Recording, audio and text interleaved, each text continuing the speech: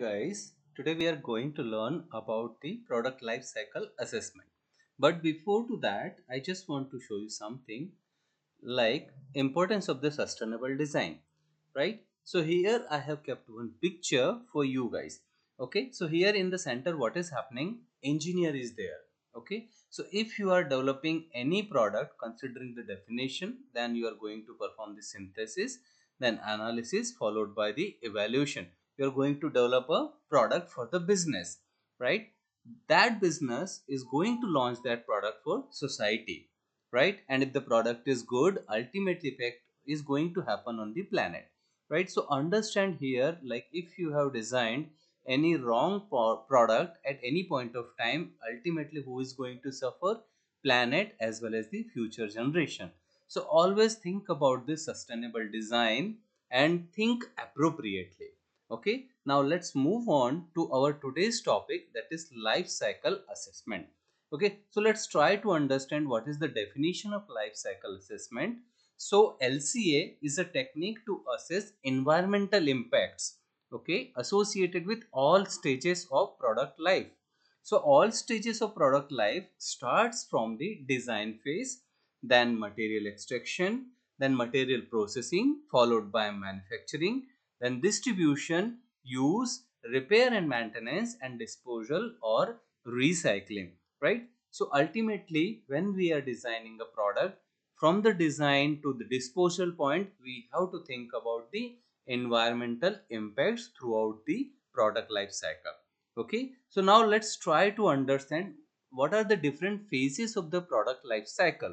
Okay, so it starts from concept generation, followed by embodiment design, then detail design, then raw material extraction, then manufacturing, packaging, then distribution, then use, and at the end, disposal. So let's try to understand where we have to consider the environmental impacts throughout this life cycle. Okay, so concept generation, when it comes to the concept generation, we initially trying to identify the problem, right? Then we are gathering the data, and based upon the problem and gathered data, we are creating a concept, right?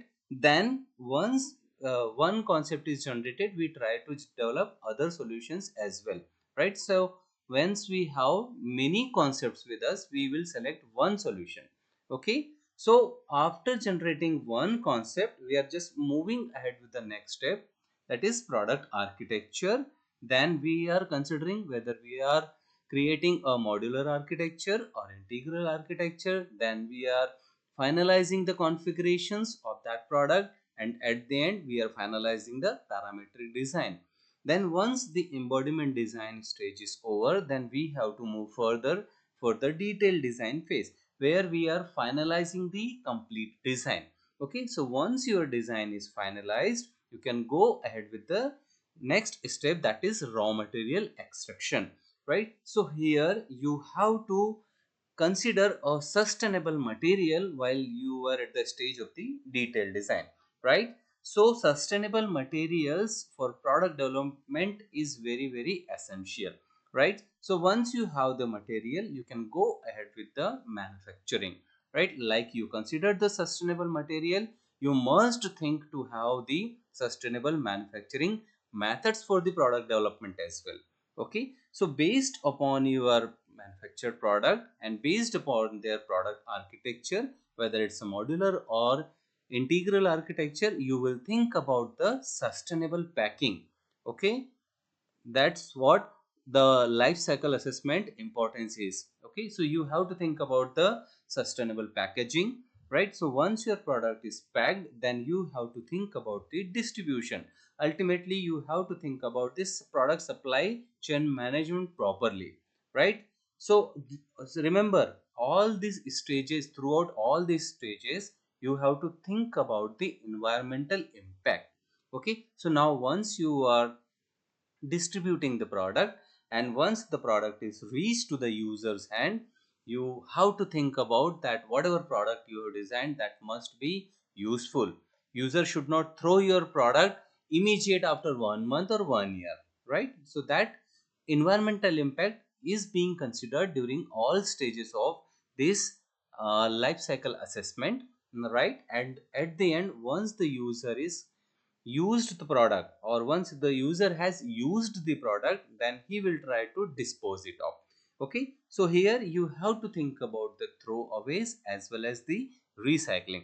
So ultimately what is happening when once you have selected the sustainable materials, so your recycling will be more easy, right? So this is the complete product life cycle stages. Now comes to the next part, and there are four steps of LCA methodology. Okay, so we must think about these four steps. And what are these? The first step is goal and scope, second is inventory analysis, third one is impact assessment, and the fourth one is interpretation, right? So we are going to discuss these all steps one by one. So let's talk about goal and scope.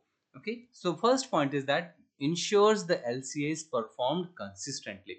See, when you are at the embodiment design, or when you are at the design phase, detailed design phase, or other phases, you must ensure that life cycle assessment is performed consistently. Okay, now comes to the second step, and that is inventory analysis. Here you have to consider the environmental inputs and outputs associated with a product or service. Remember, let me explain in other terms. What does the meaning of inventory? Basically, inflow and outflow of the raw material, right? So you are going to order the raw material as per your design schedule, or we can say you are going to order the raw material based upon your design schedule when you are going to manufacture the product, right? So you don't have to keep the material from very starting phase. No, when your schedule is planned, you can purchase the material just few days back of that schedule. Okay, so by this way you can maintain the in and outflow of the inventory, right? Now come to the third step, that is impact assessment. So you must consider the environmental impacts as well as the impact on the human health of your product, right? So from the design phase to the disposal phase, you have to think about the impact assessment, right? And the last step is that interpretation. So ultimately what it says, that check that your conclusions are well substantiated. It means that if you have designed a product with a particular purpose, right? So the user must understand what is the use of your product. They should not interpret it wrongly. Okay, so ultimately, these four steps you have to remember throughout the product life cycle stage. Okay. Now there are few points associated with LCA methodology, and what are these points we are going to see now.